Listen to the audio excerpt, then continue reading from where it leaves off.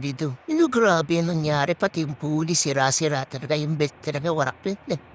Pero hindi siya naputol. Tawalan lang siya parang rubber. Ano nga ba talagang nangyari? Ito ang nangyari. At kaya, sabi ko na sabihin kayo, ito. 10:53 na. Nandito pa rin kami sa lugar namin.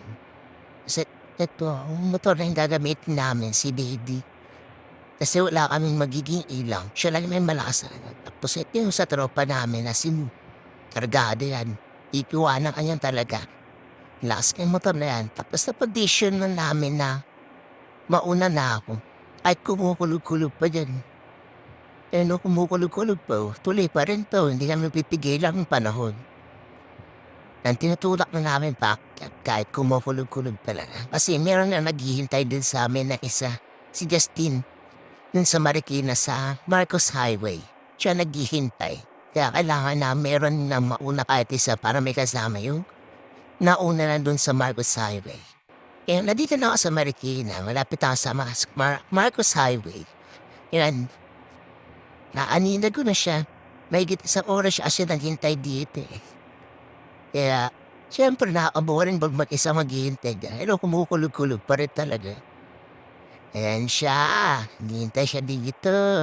Higit sa oras siya na naghintay dito. Kaya, nauna na ako para may makakasama siya dito. Ano, tinumbuhan ka na ba ng kamote gad? Ayan. Tapos nakarating na yung dalawa, si Utay at si Bu. Umuulan na. Kaya pag napag-dish namin na umalis na rin, nagkapote na lang kami. Kaya yung sa gildo, yung mga nakabidbike. Siyempre, mga nakabidbike yan, ba't umuulan talaga, ihinto yan sila. Pero kami, hindi kami yung pipigilan ng panahon. Kahit bumagyo pa yan, pupuntaan namin yan. Taong galama eh. At may kapote na kaming suot niyan. Pero yung kapote namin pantaas lang. Yung pambaba, hindi pa namin suot-suot. Buti na lang nakakapote ako dito kasi hindi ko ramdam yung talsik-talsik sa likod ko. E paglagpas namin dito sa Moso-Moso, inabol ako na isang kasama ko. Ayun, sobrang lakas na kasi ng ulan dito. Basang-basa na daw yung shirt, yung pantalot niya. Kasi nga yung kapote namin, pantaas lang. Walang pambaba.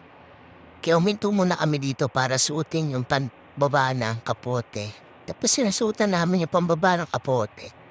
Yan, dire-diretso na kami. Siyempre kahit sobrang lakas na talaga ng ulan, hindi nyo kami mapapahinto.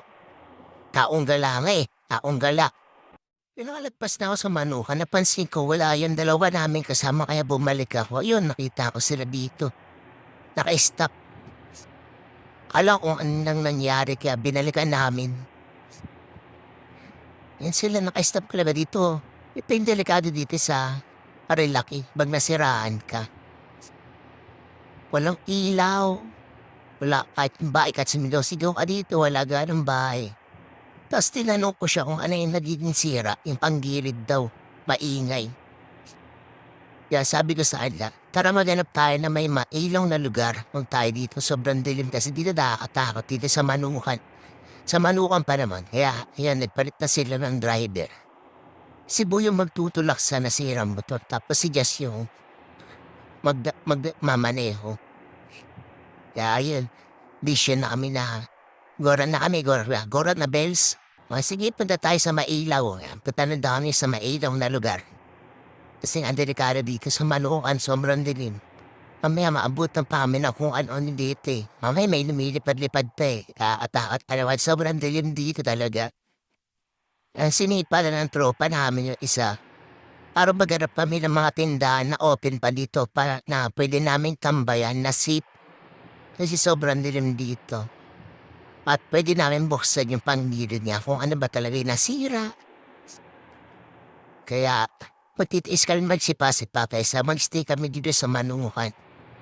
Kaya na dito kami sa Marilaki, plano kasi namin magkape sa gabi. Siyempre walang magawa isang tropa. Tapos nagintay na siya din sa Marcos Highway. Kaya kahit anong mangyari, tuloy pa rin to. Kahit anong abirya, kahit anong ulan, tuloy pa rin to. Wala ba kapigil sa amin, taong gala nga kami. Sa wakas, meron kami nakitang tindahan na open pa. Tapos tignan mo sila. Teka lang. Ito muna kami mag-i-stay. At dito na rin kami magkakape, wala naman kaming ibang choice eh. kung hindi dito na kumain para at magkape. Yung plano namin sa BNK, dito na lang talaga. Yan, Nescafe, original. Pwede na yan. Mukha naman mamahalin, tsaka mukha rin naman masarap. Tsaka original latte. Suportahan natin yung original latte. Pero dapat talaga sa BNK kami pupunta. Pero wala naman kami talaga choice. Kaya dito na lang kami sa Nescafe, original. Pagkatapos magkape, binuksan na namin yung panggili doon. Grabe yung nangyari, pati yung puli, sira-sira talaga yung belt talaga, warak na. Pero hindi siya naputol. Tawalan lang siya parang grabber. Grabe nangyari sa motor na to.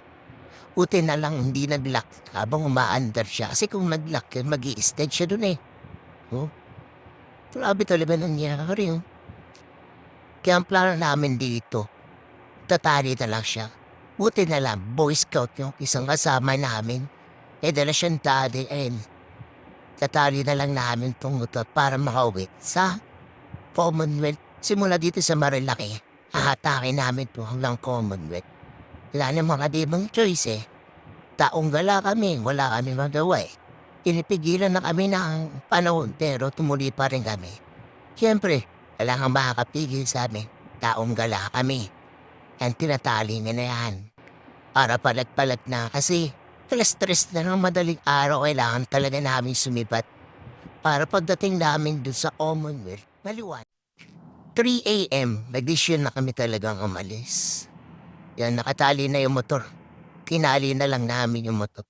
Kami yung mauna kasi sobrang dilim pa rin talaga dito sa Marilaki ng 3 a.m. Medyo nakakatakot pa talaga yung daan. Wala kasi talaga street light dito sa Marilaki kaya double ingat tayo dito. Huwag tayong kampante lalo na pagpadaling araw. Kaya kailangan namin makababa na talaga dito ng safe. Ang kinakatakot lang namin dito, mamaya may sumabay sa amin. Lalo na madilim. Mamaya may puwapagaspas na sa taas. Meron nang nakabang na nakaputi sa gilid. Mamaya may nakangkas na sa akin na puti. Ayun yung kinakatakot namin dito. Kaya kailangan namin makababa talaga. Tapos dito sa part na ito, nakamaba na kami ng Marilaki. Yan, ang saya na namin kasi talaga may street light na hindi na kami makangamba na mayroon lumilipad-lipad sa gilid namin or may hahapas bigla. Tapos sa part na to, nasa Marikina na kami. Siyempre, siya na namin. Malapit na kami sa Commonwealth. Nakarating kami ng Marikina na ligtas. Siyempre, pagod na kami at kaya nagpahinga na kami pagdating namin dito sa Don Antonio. Nag-rest talaga muna kami kasi nakapangalay daw yung motor na hinahatak. Siyempre, hindi naman nagbukas yun eh. Tapos, tali-tali lang siya. Kaya nakakamalay talaga yun. Kaya nagpahinga kami dito sa Don Antonio kasi medyo malapit na talaga kami. Parang kami nag-endurance sa part na to kasi 10 p.m. kami umalis sa bahay. Nakauwi kami. 6 a.m. Yan, nandito na talaga kami.